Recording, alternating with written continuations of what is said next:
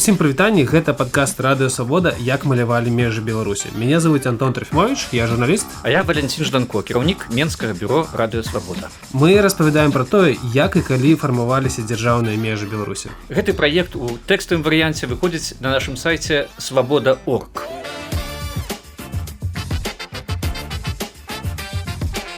У нашым новым падкасце мы пагаворым пра Полацкую вобласць, якую савецкія ўлады ў 44-м годзе ледзь не забралі ў Беларусі і не перадалі ў склад РСФСР. Дакументы аб стварэнні Полацкай вобласці ў складзе Расіі ўжо ляжалі на стале ў Сталіна. І хоць мы на сёння анансавалі іншую тэму, пакт Молатава-Ріббентропа і БССР, якая заканчвалася каля Варшавы, мы вырашылі, што больш актуальным у гэтыя дні будзе пагаварыць пра беларуска-расейскія стасункі. Апошнім часам зноў стала актуальнай тэма інтэграцыі з Расіяй, якую многія лічаць спробай анексіі. І мы думаем, што асабліва важным будзе нагадаць зараз, як Расія ледзь не заінтэгравала паўночную частку Беларусі. У гэтым падкасці вы таксама пачуеце голас пісьменніка Уладзіміра Арлова. Ён распавёў нам, чаму любіць выпіць чарку за кіраўніка БССР Пантелеймона Панамарэнку. У папярэдніх падкастах мы распавядалі ўжо пра магчымыя варыянты ўразання паўднёвых і заходніх межаў. Гэтым разам мы пагаворым пра такі не самы вядомы факт у нашай гісторыі, як перадача Полацкай вобласці Расіі. Тут, напэўна, трэба адразу распавесці пра тое, што гэта ўвогуле за вобласць, бо зараз усю поўнач Беларусі займае адна Віцебская вобласць, і Полачына гэта ўсяго адзін раён у яе складзе. Сапраўды, Полацкай вобласці няма ўжо даўно, з сярэдзіны 50-х гадоў, але яна існавала на працягу дзесяцігоддзя з 44 па 54 гады, як існавалі і многія іншыя вобласці, якіх сёння няма на геаграфічнай мапе Беларусі. Абласнымі цэнтрамі былі не толькі Полацк, але і Маладэчна, і Баранавіч, і Пінск, і Мазыр, і Бабруйск. Быў такі час, калі абласцей адразу пасля вайны ў Беларусі было ажно 12. Ну, вось мне дзедуля распавядаў, што ён акурат жыў у 40-50-е гады ў Баранавіцкай вобласці, хаця потым слонем і гістарычна слонем выходзілі ў Гарадзенскую. Так, была такая ідэя, это сталінская ідэя, якая ўзнікла напрыканцы вайны, зрабіць шмат абласцей, шмат буйных цэнтраў на заходнім напрамку, у выпадку чаго, як сведчыў досвед першай і другой сусветных войнаў, буйныя гарады лепш абараняліся ад агрэсара з захаду, чым мясцовасці сельскія. Гэта ідэя было выклікана ўтварэнне такой вялікай колькасці абласцей на Беларусі. Гаворачы пра Полачыну, таксама трэба азначыць, што Віцебшчына, яна ўжо была абрэзаная Расіяй у 1919 годзе. У будучых падкастах мы пра гэта больш падрабязна пагаворым, але тут, думаю, будзе да месца ўсё ж такі прыгадаць, што Віцебская вобласць у складзе Беларусі па стане на 44 год была дзесьці на палову меншай за Віцебскую губерню, якая існавала ў складзе Расійскай імперыі і першай БССР. Так, вобласці былі вельмі маленькія, калі мы паглядзім на мапу, зараз любая з губерняў была ў 2, 3, 4 разы большай тэрытарыяльна за тыя вобласці, якія існавалі ў сярэдзіне 40-х, сярэдзіне 50-х гадоў. Ну, часткова гэта было выклікана яшчэ і тым, што ўсё ж такі насельніцтва змянялася, і насельніцтва расло. Быў той час, міжваенны час і час пасля вайны, калі вельмі бурна павялічвалася колькасць насельніцтва ў Беларусі. Але Віцебшчына, яна была сапраўды большай, і суседнія рэгіёны разам з Полачынай, вось гэтыя Веліш, Себеж, яны былі таксама этнаграфічна беларускімі, правільна? Так, склад Віцебскай губерні ўваходзіла яшчэ і вялікая тэрыторыя, якая зараз належыць незалежнай Латвіі. Таксама пра гэта трэба памятаць. І памежныя рэгіёны таксама былі этнічна беларускімі. Это сапраўды так.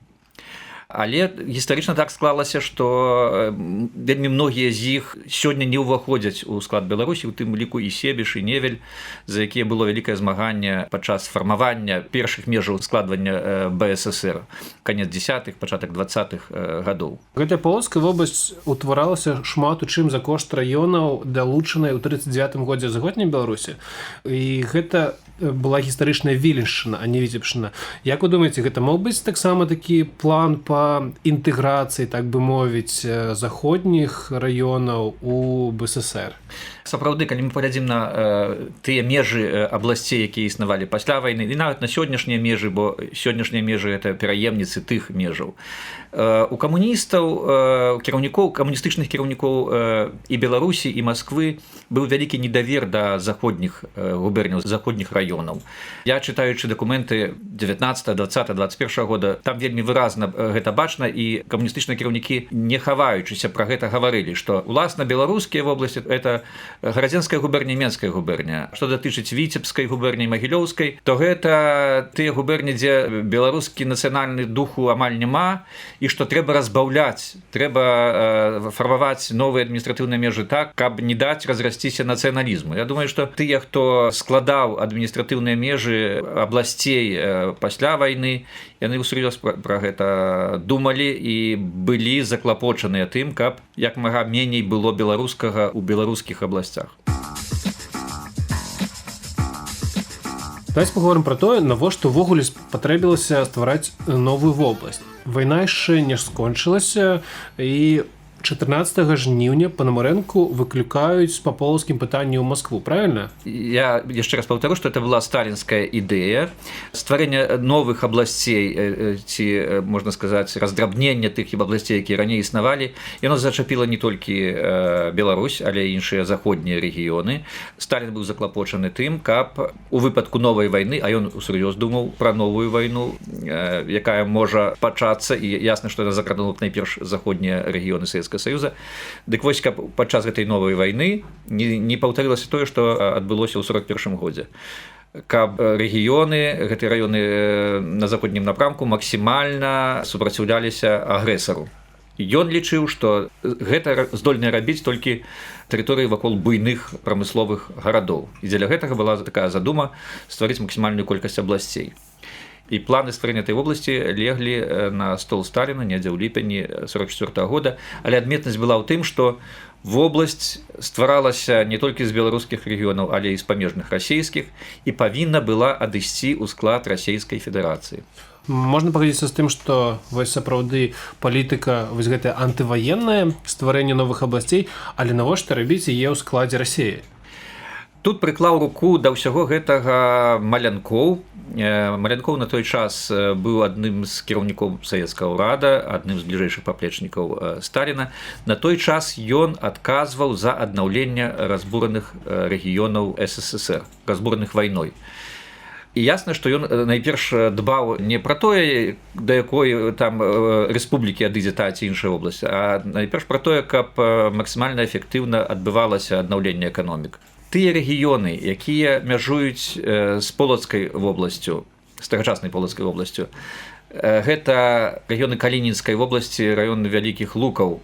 Гэты рэгіён вельмі моцна пацярпеў падчас вайны, Вялікія Лукі нават называлі другім Сталінградам. Абязлюдзелыя рэгіёны, якія ў ранейшыя часы не вызначаліся вялікім узроўнем развіцця эканомікі.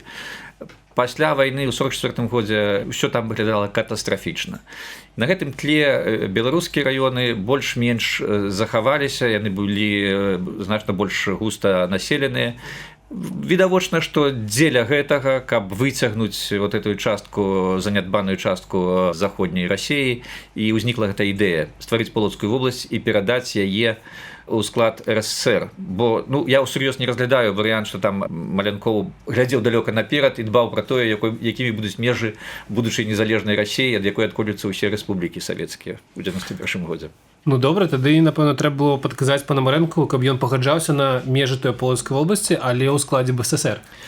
Добра было б, каб ён так далёка глядзеў, але выглядае, што ён таксама абсалютна не зазіраў такую далёкую будучыню, тым не менш ён дбаў пра тое, якімі будуць межы той тэрыторыі, якая яму была даручаная, якімі будуць межы Беларусі. Для яго это было неабыякава, ўжо на той час відавочна. А наколькі ўплывовая тады была фігура Малянкова, і можна казаць, што Панамарэнка фактычна выступаў супраць яго, у канфрантацыю з ім выходзіў? Мяркуючы па ўспамінах самога Панамарэнкі, па тых дакументах, ні пра якую канфрантацыю размовы не ішло. Гэта не была як сітуацыя з Хрушчовым, калі яны за Палессе сапраўды там ледзь не пабіліся на прыёме ў Сталіна. Не, тут з Малянковым яны былі ў розных вагавых катэгорыях. Малянкоў фармальна займаў значна больш высокую пасаду, хаця Панамарэнка да той час таксама ўжо набраў вагу. Ён кіраваў партызанскім рухам, нагадаю, у гады вайны, і ён ужо быў генералам, і это была высокая пасада, ён вызначыўся падчас вайны. Ён меў вялікую ўжо значную вагу. Ён мог сказаць не, і гэта мы бачым, што ён на тым паседжанні палітбюро выказаў сваё меркаванне і фактычна сказаў не. А Малянкоў так, Малянкоў імкліва рабіў кар'еру, ён быў намеснікам кіраўніка Савецкага ўрада, фактычна намеснікам Сталіна. І як мы ведаем з далейшай гісторыі, ён адразу пасля смерці Сталіна, фармальна ён заняў ягонае месца, ён стаў кіраўніком Савецкага ўрада, 2 гады займаў гэтую пасаду. І ўрэшце-рэшт пры спробе адхілення ад улады Хрушчова пацярпеў паразу і быў адхілены ад усіх пасад, нават выключаны з партыі. Фінал ягонага палітычнага жыцця быў вельмі сумным і драматычным. Наколькі яно было ўвогуле змаганнем за Полачыну і як праходзіла вось гэтае вызначэнне, да каго яно ўсё ж такі пяройдзе, да расійскай савецкай сацыялістычнай рэспублікі ці да беларускай? Усё гэта адбывалася 14 жніўня 1944 года у крамлёўскім кабінеце Сталіна у Маскве. Усе дакументы ўжо былі падрыхтаваныя менавіта Малянковым яшчэ месяц таму.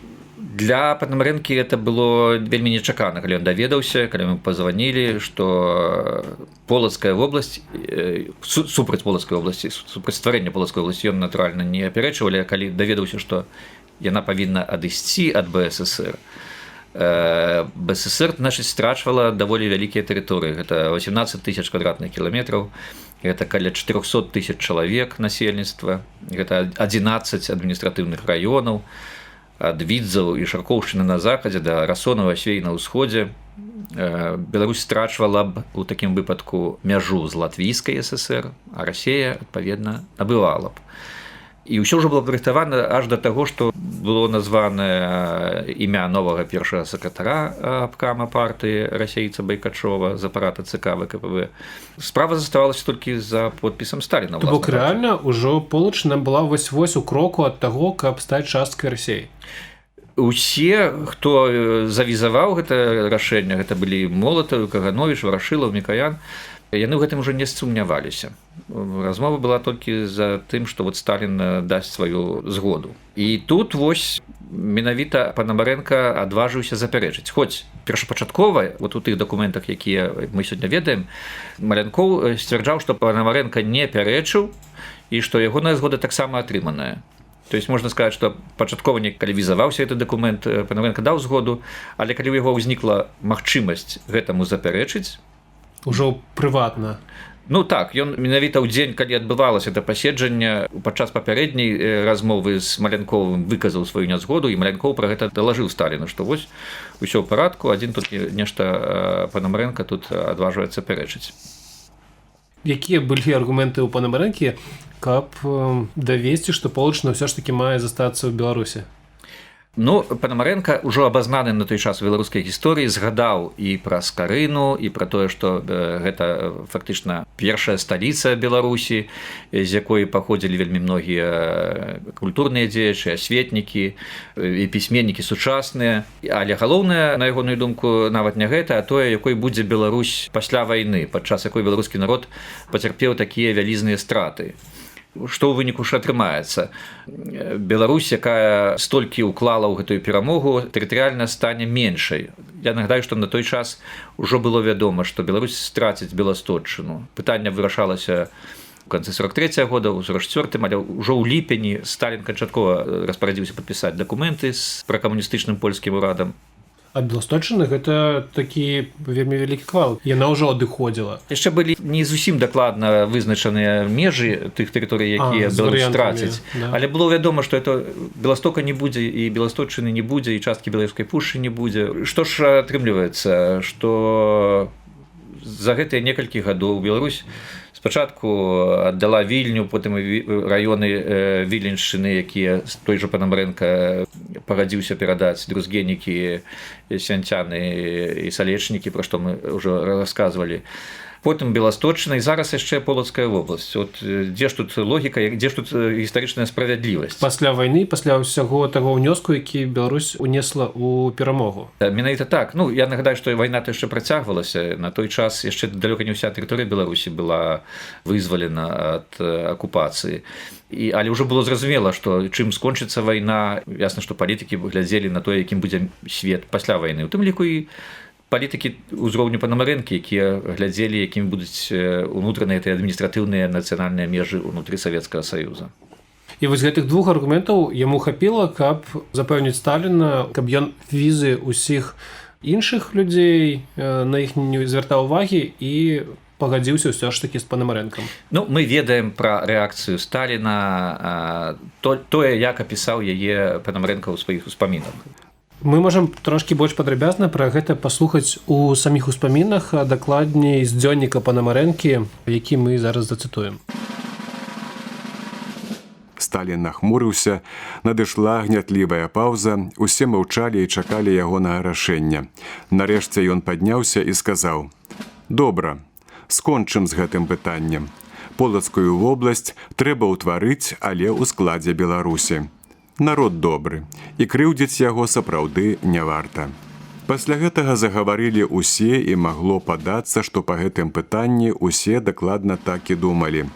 Адзін Малянкоў, аўтар гэтай ідэі, быў засмучаны і змрочны.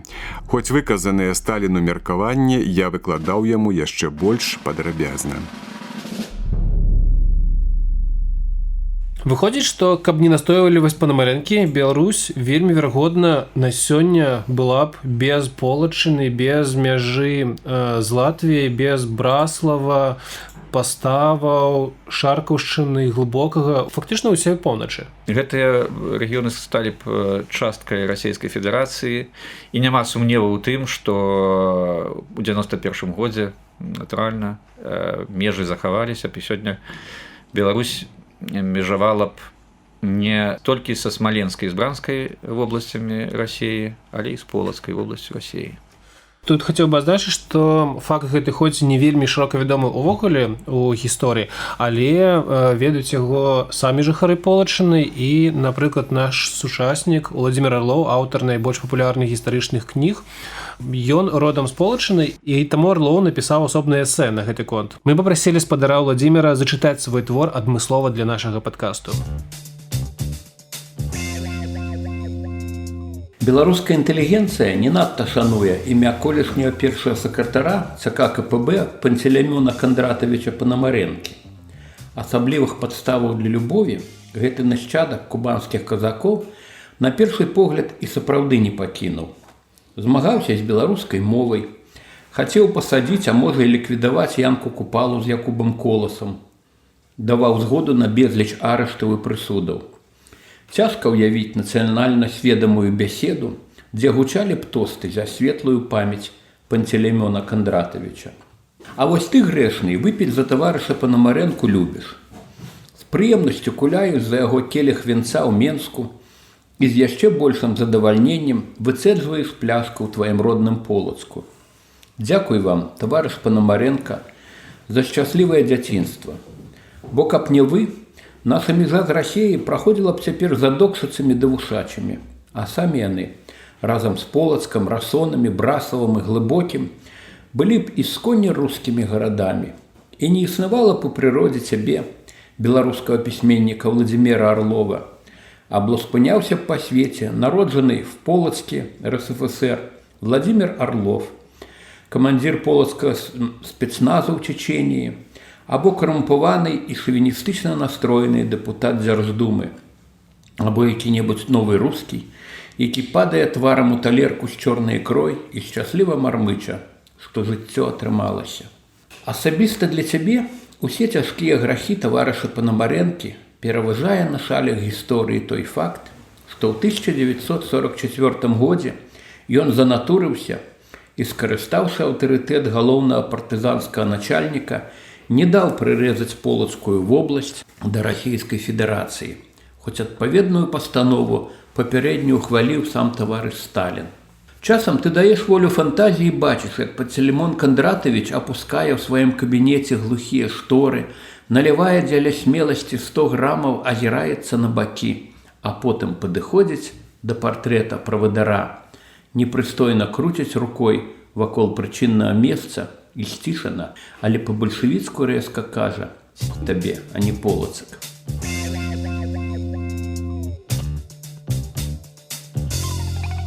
Сапраўды, мы б сёння жылі ў іншай краіне, і я кажу не толькі пра яе памеры.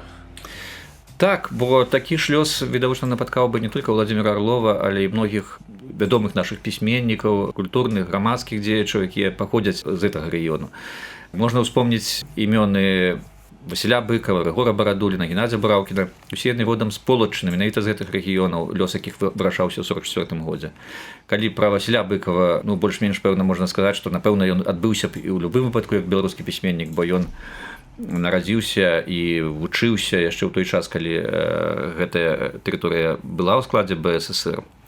То вось як склаўся б лёс пісьменнікаў маладзейшых пакаленняў, таго ж Геннадзя Браўкіна ці Рыгора Барадуліна, тут вельмі складана сказаць, бо это толькі як бы здаецца, што не мела значэння ў складзе СССР, паўсюль трывала сталая русіфікацыя і так далей. Тым не менш, для выхавання, для адукацыі гэта мела значэнне. Уявім, што Рыгор Барадулін не меў бы урокаў беларускай мовы ў сваёй школе, што ён у бібліятэцы не мог бы пачытаць беларускія кнігі, што ён не слухаў бы беларускіх песень у Доме культуры, што не атрымліваў бы беларускіх газет і ўвогуле не было б беларускамоўнага радыё. Што ў гэтым выпадку адбылося, няцяжка прадбачыць. Это было цалкам русіфікаванае пакаленне беларусаў. Ну так, напэўна, вось такі прыклад можна прывесці акурат з земляў суседніх Невельскага, Велескага і Сураскага раёнаў, якія этнаграфічна таксама насяляліся беларусамі, але ці шмат мы ведаем людзей, якія вырасшы там у беларускім быццам бы асяроддзі, але зрабілі нейкі ўнёсак у беларускую культуру. Так, можна згадаць і лёс некаторых вельмі вядомых славутых расійскіх пісьменнікаў, якія паходзяць з тых тэрыторый, што ў свой час маглі адысці да Беларусі, але не адышлі. Напрыклад, лёс Александра Твардоўскага, аднаго з выбітных расійскіх савецкіх паэтаў са Смаленшчыны, так, які шмат у сваіх успамінах згадваў пра тое, што чуў беларускую мову ад аднавяскоўцаў і ў сям'і. Але выхаванне і адукацыя ў расійскамоўным асяроддзі прывялі да таго, што гэта расійскі пісьменнік, а мог бы быць і Алесь Твардоўскі і мог бы быць Васіль Цёркін на беларускай мове, я думаю. Дзякуй усім, хто даслухаў да канца наш чарговы падкаст серыі «Як малявалі межы Беларусі». Сёння мы размаўлялі пра магчымы лёс Полаччыны пасля Другой сусветнай вайны ў складзе Расіі. Нагадаю, што паглядзець мапы і пачытаць гэтую гісторыю ў тэкставым варыянце вы можаце на нашым сайце свабода.орг. Глядзіце спасылку ў апісанні падкасту. А наступным разам мы будзем размаўляць пра яшчэ адну болевую кропку Беласточчыну, якую ў 45 годзе перадалі Польшчы. Менавіта такая мяжа па Вісле была прапісаная ў сакрэтнай дамове 23 жніўня 1939 году. Таму слухайце нас на ўсіх падкаст-платформах ужо на наступным тыдні.